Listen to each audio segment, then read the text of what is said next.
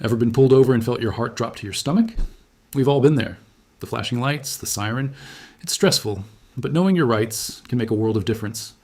Today, we're going to talk about how to handle a traffic stop calmly and confidently, and why your right to remain silent is your most powerful tool. Turn off your engine, turn on your interior lights if it's dark, and keep your hands on the steering wheel where the officer can see them. This shows the officer you're cooperating and not a threat. Wait for the officer to approach your window. They'll ask for your license, registration, and proof of insurance. Have these ready, but don't start rummaging through your glove compartment until they ask. Sudden movements can be misinterpreted. Now, let's get into the crucial part, your words. The officer might start with a casual question like, "Do you know why I pulled you over?" It seems harmless, but your answer can be used against you. Instead of guessing or admitting to speeding, a simple and polite, "No, officer, I'm not sure," is a perfectly acceptable response. You are not required to admit guilt. Be polite, be respectful, but you don't need to volunteer information. This leads us to the Fifth Amendment, your right to remain silent. You've heard it in movies. You have the right to remain silent. This isn't just for dramatic effect. It's a fundamental constitutional right. Beyond providing your identification, you are not obligated to answer any other questions. If the officer starts asking where you're going, where you've been, or if you've had anything to drink, you can invoke your right. How do you do that without sounding confrontational? A clear, calm, and respectful statement is best. You can say something like, "Officer, I respectfully decline to answer any questions," or "I'm not going to answer any questions without my lawyer present." Saying this doesn't mean you're guilty. It means you're smart and you're protecting your rights. Innocent people can and do get into trouble by misspeaking or having their words twisted. Remember, the goal of police questioning is often to gather evidence for a potential case against you. What about searches? They need either your consent, a warrant, or probable cause, a reasonable belief that you've committed a crime. If an officer asks, "Do you mind if I take a look inside your car?" you have the right to say no. You can say, "Officer, I do not consent to any searches." Be firm but polite. If you give consent, you waive your Fourth Amendment rights against unreasonable searches, and anything they find can be used against you. If they search anyway after you've said no, that can be challenged in court later. Don't physically resist a search, but make it clear that you do not consent. Let's recap the key takeaways. 1. Pull over safely and keep your hands visible. 2. Provide your license, registration, and insurance when asked. 3. You don't have to answer questions about where you're going or what you've been doing. A simple, "I'm not going to answer that," is enough. 4. You do not have to consent to a search of your vehicle. State clearly, "I do not consent to a search." Knowing these rights is not about being difficult, it's about protecting yourself. The legal system is complex, and even a simple traffic stop can escalate. Staying calm, being polite, and knowing when to stay silent can prevent a routine stop from turning into a major legal headache. If you found this video helpful, please give it a thumbs up and subscribe for more content on knowing your rights. Share this with your friends and family. It's information everyone should have. Stay safe out there, and thanks for watching. That one sentence does 3 things at once. It keeps the tone respectful. It signals clearly that you know your rights. And it cuts off the information flow completely. Officers are trained to keep the conversation going. That sentence is your way of ending it within your legal rights. You are not being difficult. You're not being hostile. You're being prepared. And prepared people walk away from traffic stops in a completely different position than unprepared people do. Real quick, if nobody in your life has ever sat you down and explained any of this to you, give this video a thumbs up right now.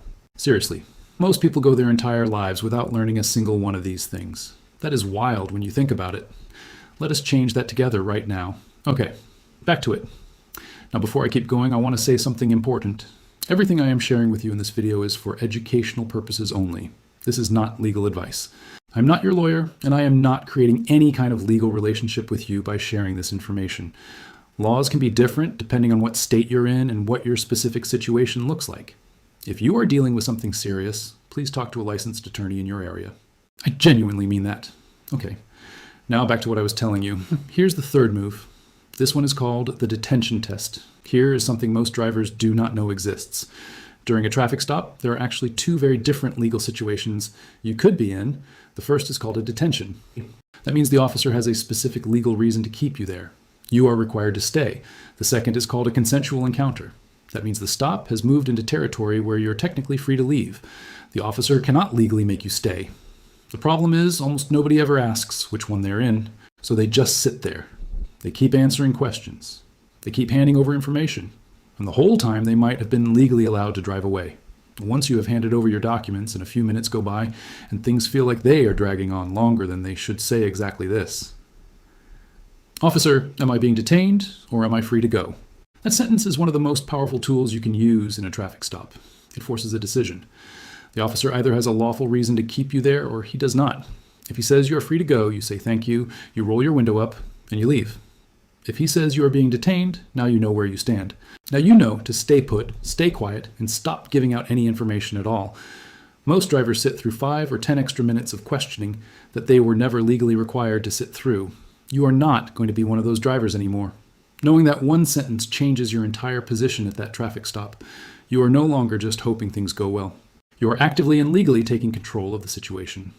Here is the fourth move. This one might be the one that protects you the most often. Call it the no search wall. Picture this. The officer leans into your window and says, "Hey, do you mind if I take a quick look in your car?" Or maybe he just says, "I am going to have a quick look around, okay?" And most people in that moment say, "Sure, go ahead." Or they just say nothing and let it happen because they do not want to seem like they have something to hide.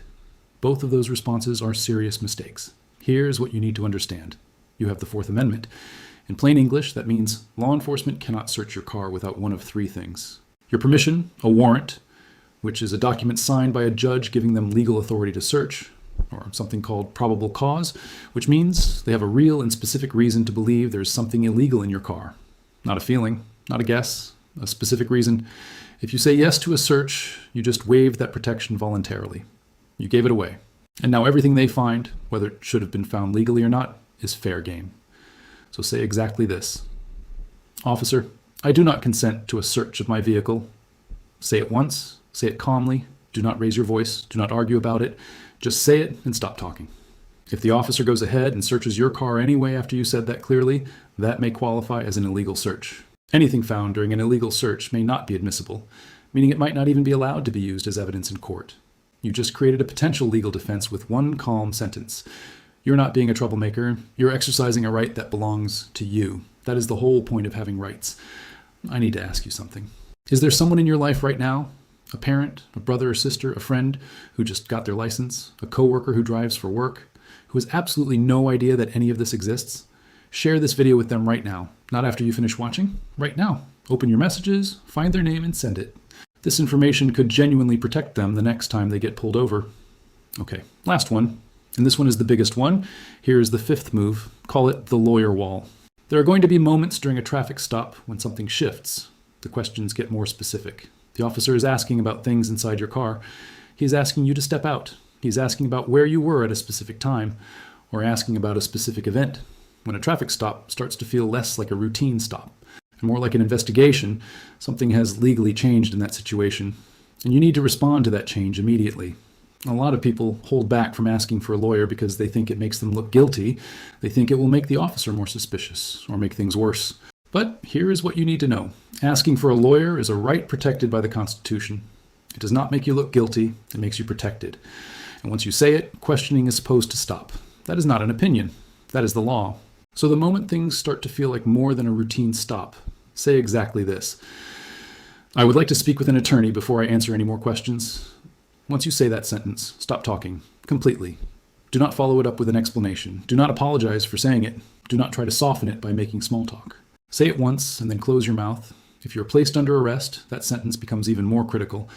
Everything you say after an arrest can be recorded and used directly against you in court. The officer may seem frustrated. He may try to keep the conversation going. He may say things to make you feel like you're being difficult. Stay calm. Stay quiet. Your rights are not something you negotiate. They are something you use. You just gave yourself the most powerful legal protection that exists in this country. That is not a small thing. That is everything. Okay? Let us run through all 5 of these real fast, because you just absorbed a lot of information, and I want it to stick. You now know that answering the question, "Do you know why I pulled you over?" is one of the easiest ways to accidentally admit something you did not have to admit. And you know the 4 words that protect you from that trap. You now know that silence is a constitutional right, and not a sign of guilt, and that you can use it at any point without being rude or difficult. You now know how to find out whether you are legally required to stay at that stop or whether you are actually free to drive away. And you know the exact question that forces the officer to tell you the truth about that. You now know that consenting to a search is a choice you make voluntarily. and that you have every right to say no clearly and calmly with one sentence. And you now know that asking for a lawyer does not make you look guilty. It activates one of the most powerful protections available to you under the law.